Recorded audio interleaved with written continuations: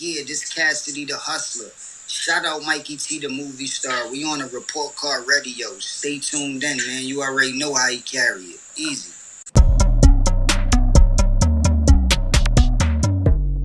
I want to speak about your first time meeting Meek Mill.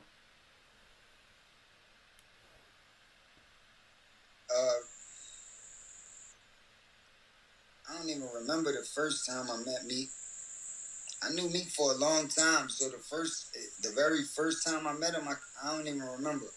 Was it sessions with you, Swizz, Meek, and ARAB? Could you remember any of that for me? Nah, I don't never remember that. I don't remember that. But I remember like I was working with ARAB at the time, and he was telling me about Meek. He was like telling me Meek, you know what I mean, telling me Meek was hot and all this. He was doing his thing. So, you know what I mean? I think Ad might have even introduced me to Meek. That's what I'm saying. Like, I don't even remember how I met Meek, but I think Ad might have introduced me, like, took me down north somewhere where Meek was at, to, like, one of the houses he was at, and he came out.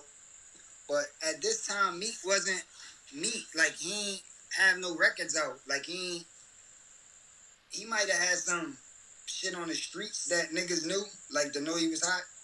But I'm talking about, I was in New York. Like, I wasn't in the city. I'm moving around. So you would have had to do it a little bigger for me to know you. So they start telling me, like, yo, he doing little shit. And they start playing me his music. But he was, like, up and coming. Like, he wasn't, like, lit or, like, Meek or nothing. You know what I'm saying? But I seen potential in him, like, his work ethic.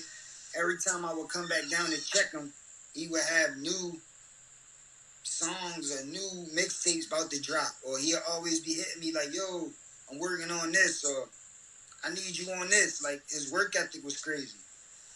So I started go to the city and check him. I remember when I first grabbed my bent, I went through the city. We was running around. Me, him, and his peoples, we are driving around. We went out to eat wild times, but a lot of times he would call me to the studio. We would work on records. I even bought him the jersey in the studio that I was working at. We worked on more records. I had a show in New York City in Manhattan. This one he was dropping the mixtapes. He was like lit in the city, but in New York, they wasn't like all the way familiar with Meek yet. So I brought him out on stage, let people know this my man Meek, let him perform out there. So we had like a little relationship. We did a lot of records that you could pull up, like even that record he had, I'm in my bag, I'm in my bag, no, you know, I'm in my bag.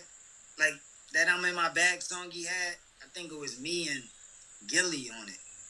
But I jumped on the remix to that. I jumped on a lot of records with me and threw him on records with me, him, and AR. So, you know what I mean? I've been was fucking with him from the city and always wanted to see him accomplish the most and do his thing. Wow, so you actually can credit ARAB with actually bringing Meek to the table. Do you think that's possibly a joint venture that you could have done? With Meek? Yeah, looking back at it.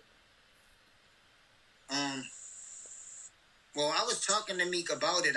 I even offered Meek, at that time, my production company was up and running. So I offered Meek a situation where he probably could have, you know what I'm saying, released some music. But he had his own focus. He had his thing he wanted to do.